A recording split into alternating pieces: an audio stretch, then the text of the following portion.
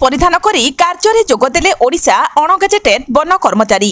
Angul one विभागर क्षेत्र कर्मचारी forest guard forester deputy ranger मुख्यमंत्री उद्देश्य रे विभिन्न दाबी पूरण नहेबा जोगु सामूहिक आज कला ब्याज पिंधि आज कार्य आरंभ करिसंती। वन विभागर कर्मचारी माने कहवा अनुसार बारंबार वन कर्मचारी मानकु गुली करी हत्या करा जाउथबा बेले ओडिशा अणगेजेटेड वन सेवा संघ मे मास 25 तारिख रे जरूरी बैठक करी विभागर अव्यवस्था प्रतिकार निमंते 3 गोटी दाबी सरकार निकट में उपस्थापन करथिले।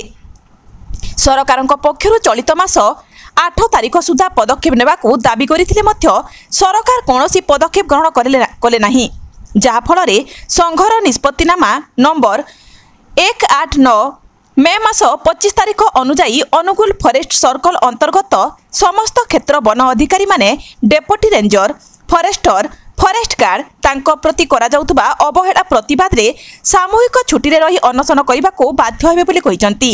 तेणु सेमानकर 3 दफा दाबी विचार करबा पई जिल्लापालक जरिया रे मुख्यमंत्री को दाबीपत्र प्रदान करिसंती। एने सरकार आज पर्यंत कौनसी पदक्षेप ग्रहण करि नथिबारु वन विभागर कर्मचारी माने कला ब्याज पिंधि कार्य रे जोग दैछंती। एहा परे सरकार जदि कौनसी पदक्षेप ग्रहण न करंती तेबे चलित मास 22 तारिखरु सामूहिक छुट्टी रे जिबार सूचना दैछंती।